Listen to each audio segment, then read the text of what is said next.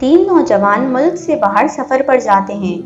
وہاں ایک ایسی عمارت میں ٹھہرتے ہیں جو 75 منزلہ ہے۔ ان کو 75ویں منزل پر کمرہ ملتا ہے۔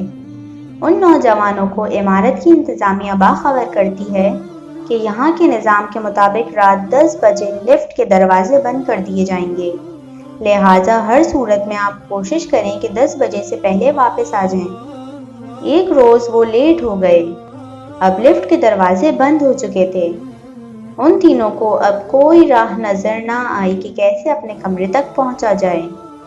جب کمرہ 75ویں منزل پر ہے، تینوں نے فیصلہ کیا کہ سیڑھیوں کے علاوہ کوئی اور راستہ نہیں ہے، تو یہاں سے ہی جانا پڑے گا۔ ان میں سے ایک نے کہا، میرے پاس ایک تجویز ہے، سیڑھیوں پر چڑھتے چڑھتے ہم سب تھک جائیں گے۔ تھکاوٹ سے بچنے کے لیے ہم باری باری ایک دوسرے کو قصے سناتے ہیں تاکہ چڑھنے کا پتہ ہی نہ چلے اور اپنے کمرے تک بھی بآسانی پہنچ جائیں۔ ایک نے کہا، 25ویں منزل میں کچھ قصے سناؤں گا اور میرے قصے سنجیدہ ہوں گے۔ دوسرے نے کہا، دوسرے 25ویں منزل تک میں قصے سناؤں گا لیکن میرے قصے مزاحیہ ہوں گے۔ تیسرے نے کہا، آخری 25ویں منزل تک میں غمگین اور دکھ بھرے قصے سناؤں گا تاکہ تھکاوٹ کا احساس نہ ہو۔ اس بات پر تینوں متفق ہو گئے۔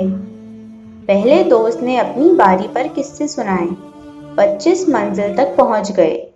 جب 25ویں منزل تک وہ سنجیدہ قصے سناتا رہا، جب منزل کے بعد تیسرے ساتھی کچھ غمگین اور دکھ بھرے قصے سنانا شروع کیے۔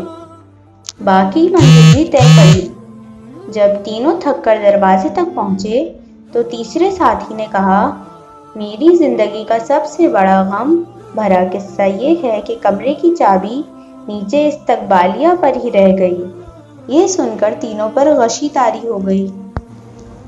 بس اگر دیکھا جائے تو ہم لوگ بھی اپنی زندگی کے 25 سال ہنسی مذاق کھیل کود میں گزار دیتے ہیں، پھر باقی 25 سال رزق کی تلاش، نوکری جیسے سنجیدہ زندگی میں پھنسے رہتے ہیں۔ پھر جب اپنی زندگی کے 50 سال مکمل کر چکے ہوتے ہیں تو زندگی کی باقی آخری سال بڑھاپے کی مشکلات، بیماریوں اور بچوں کے غم اور ایسی ہی ہزاروں مصیبتوں کے ساتھ گزار دیتے ہیں۔ یہاں تک کہ جب موت کے دروازے پر پہنچتے ہیں تو ہمیں یاد آتا ہے کہ چابی تو ہم ساتھ لانا ہی بھول گئے۔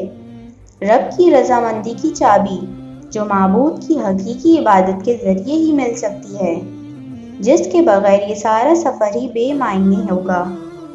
اس لیے اس سے پہلے کہ آپ موت کے دروازے تک پہنچیں، مرنے سے پہلے اپنی چابی یعنی رب کی رضا حاصل کر لیں، ورنہ پچھتاوے کے علاوہ کچھ نہیں ملے گا۔